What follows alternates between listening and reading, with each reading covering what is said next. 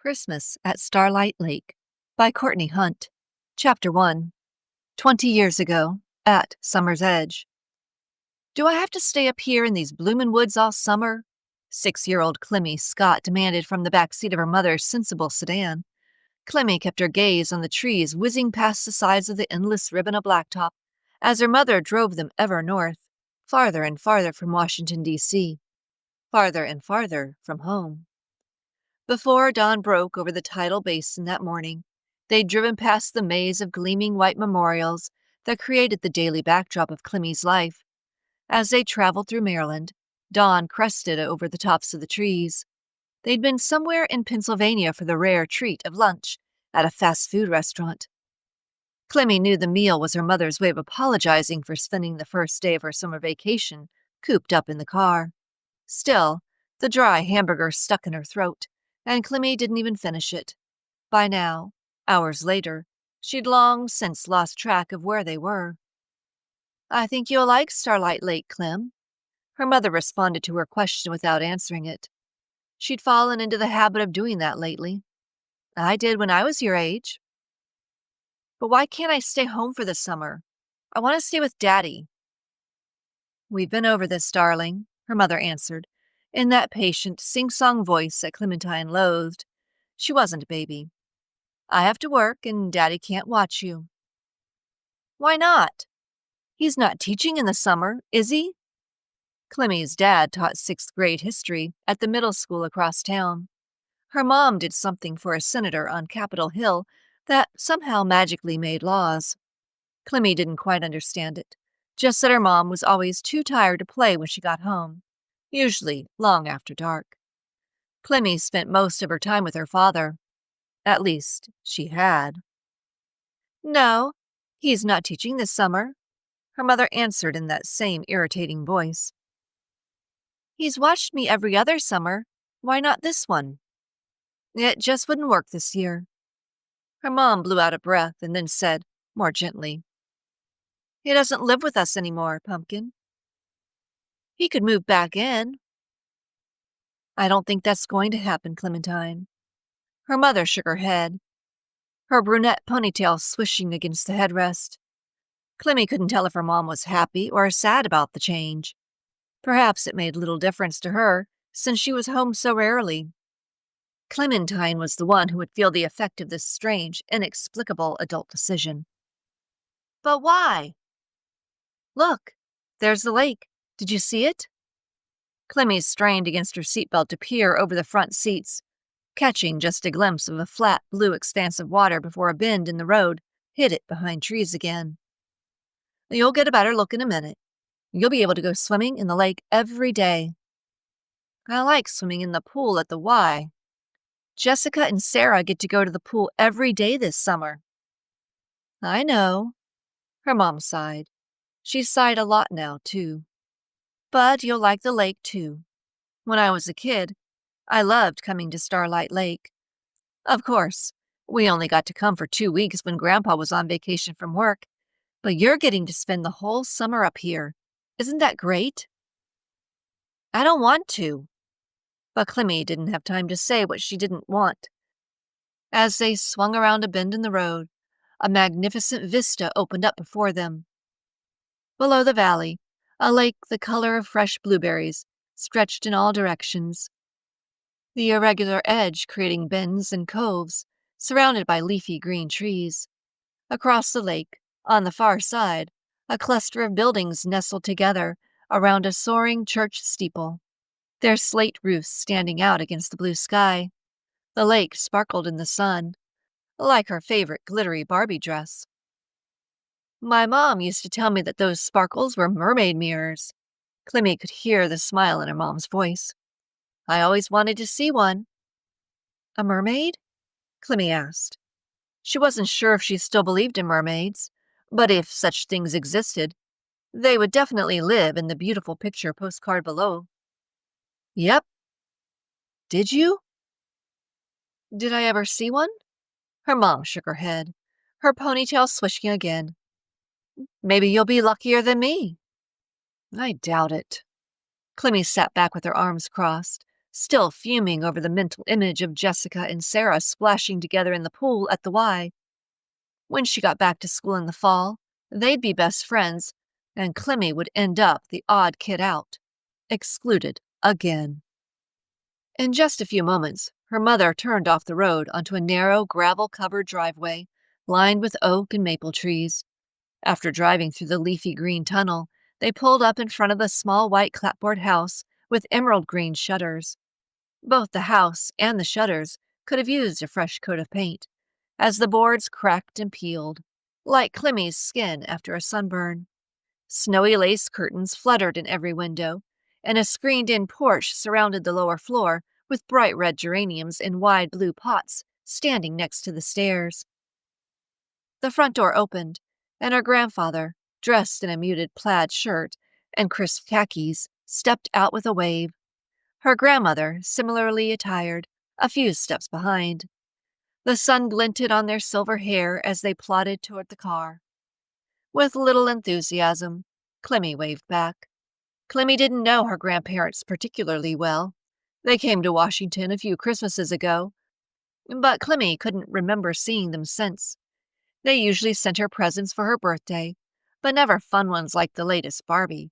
Instead, they sent her what her mom always termed educational presents, which Clemmie knew was adult code for boring. Just like this summer would be. Boring. "Hello, Abigail," her father said, his voice cool. Both Clemmie and her mom stepped out of the car. With a little more warmth, he added, "And hello, Clementine. Welcome to Starlight Lake." Her grandparents ushered them into the small kitchen, lined with metal cabinets that had chipped white paint. Clemmie took a seat at the formica table, her fingers tracing the bright red blooming poppies in the center. Her grandmother set a frosty glass filled with colorful pink lemonade and a plain sugar cookie on a napkin in front of her. Clemmie took a bite of the cookie, but it turned to sandy dust in her mouth. Too dry. She gulped the lemonade, but it was far too sweet. Clemmie placed the cookie on the paper napkin her grandmother provided and put her hands in her lap. Her mother stood in the corner of the kitchen, her arms crossed over her chest. For long moments, no one spoke, and the trill of birdsong and the gentle lap of the lake were the only sounds in the room. "Thank you for taking her." Her mom broke the echoing silence. "She'll be no trouble." "We are delighted to have Clementine visit," her grandmother said. "We wish you could stay too, Abigail." "I have to get back to work. Congress isn't in session now." "The work never stops, Mom." "But you should rest, Abigail, after all you've been through."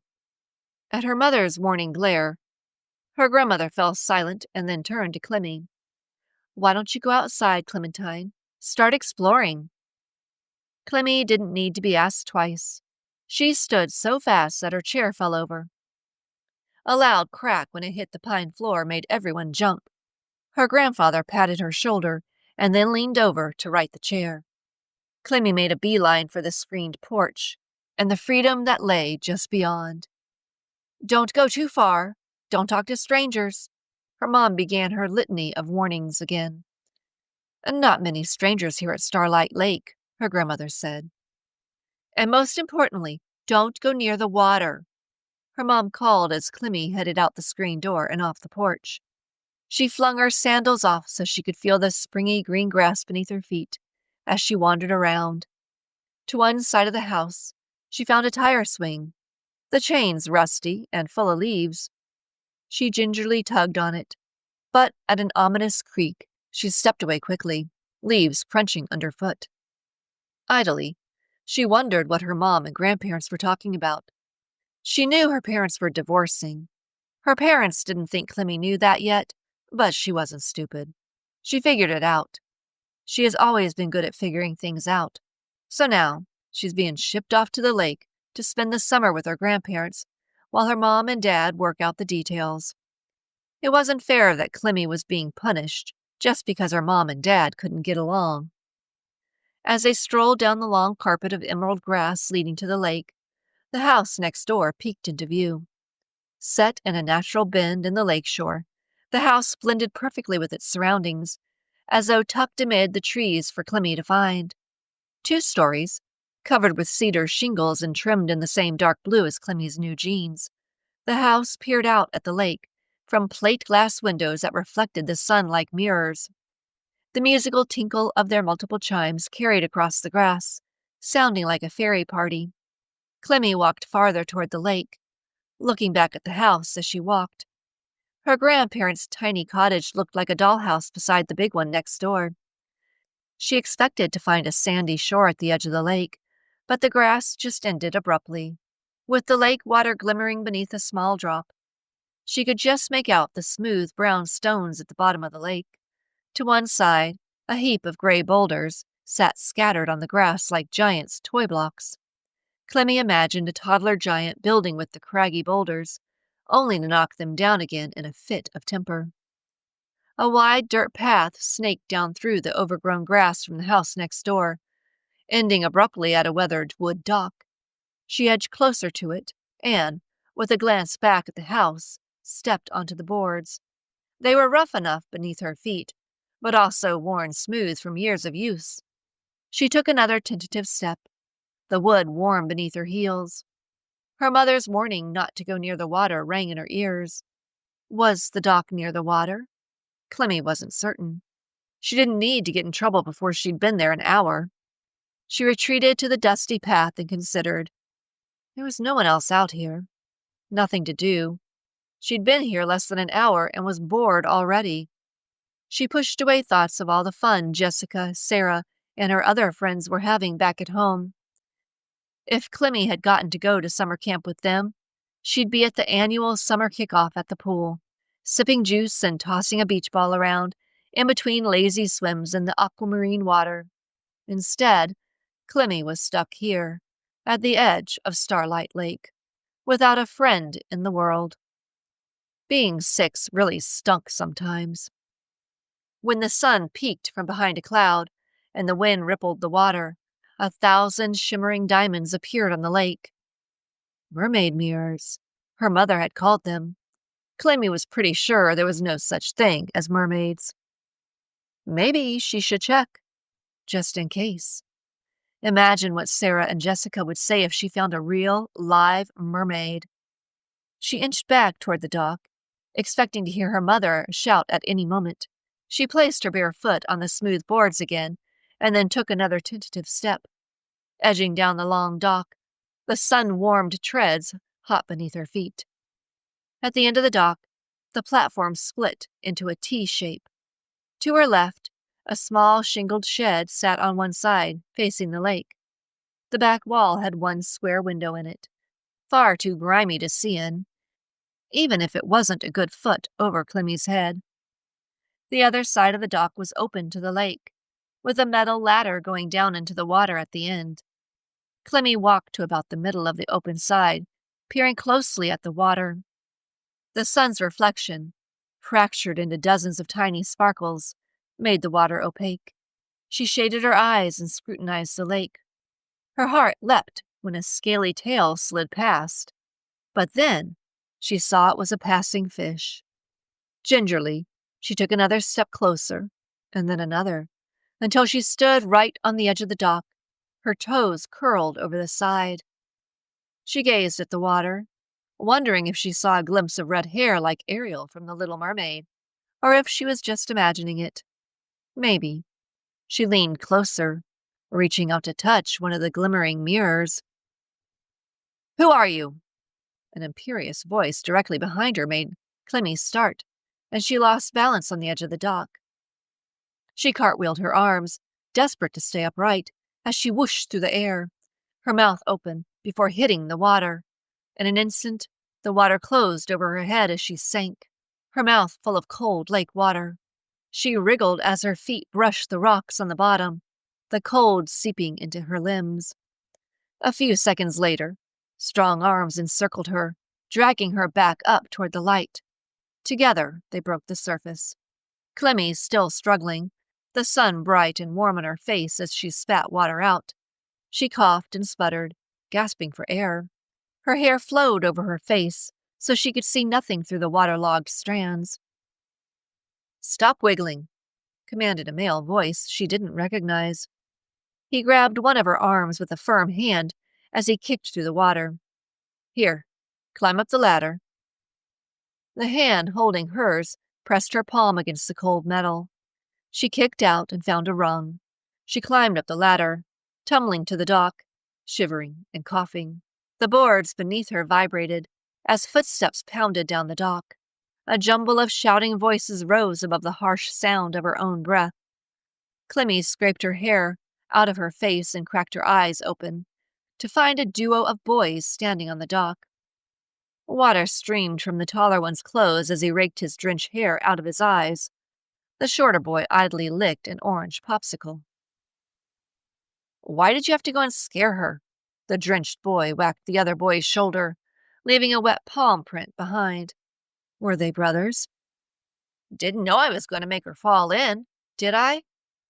The boy called Cy shrugged, taking another lick of his treat.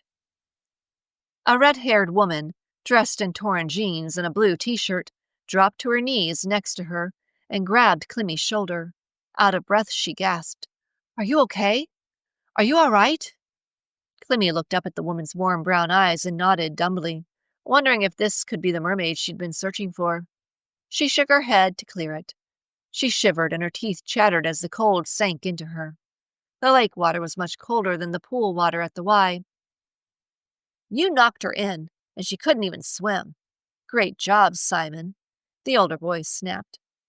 Clemmie shook her head. She knew how to swim. She'd had plenty of lessons at the Y. But she'd startled and inhaled a lungful of lake water, unsure which way was up or down. Still, she'd fallen in and had to be rescued. Heat crept up her cheeks as the embarrassment hit her. The taller boy departed for the shed at the far end of the dock, retrieving 2 faded striped towels. He tossed one to her before wrapping one around himself. Clemmie shook too hard to unfold the towel, so the woman wrapped it around her shoulders. The towel smelled of fresh air and sunshine. "Good job going in after her, Noah," the woman said, warmth in her voice as she smiled at the older boy. Behind her, Clemmie spotted her mom running down the dock, her grandparents a few steps behind her, worry pinching their faces.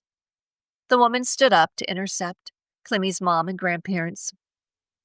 "You didn't answer my question," the dark-haired boy said, still licking his popsicle intently. "Who are you?" "I'm Clemmie," Clemmie snapped. "Who are you?" "I'm Simon Jones," the boy answered. He gestured to the other boy with his now empty popsicle stick. "This is Noah. We live next door." Thank you for sharing your time with me. Your time and attention are truly appreciated. If audiobooks are your thing, you can listen to full novels on My Secret Obsession at Spotify, Amazon, iHeart, and Apple. If you enjoyed this reading, please follow, subscribe, or give a thumbs up. Your support means everything to me. Until we meet again, goodbye and happy reading.